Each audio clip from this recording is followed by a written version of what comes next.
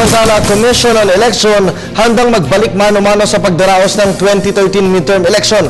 Alam natin ang detalye mula kay Edwin Eusebio. Hindi may iwasan ang aberya sa anumang dry run o pagsisimula. Si COMELEC Chairman Sixto Brillantes kasunod ng idinaos na mock election sa pangangasiwa ng komisyon. Ipinagkibit balikat labang ni COMELEC Chairman Sixto Brillantes ang mga pangamba sa naging palpak na resulta ng mock elections noong Sabado.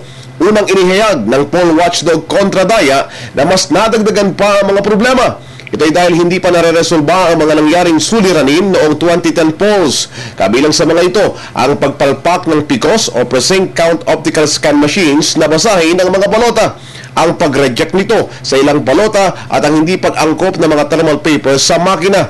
Bunsod dito, tila nairita si Chairman Brillantes sa mga pahayag ng mga kritiko. Sinabi ni Brillantes na pinalalaki ng mga kritiko ang simpleng problema.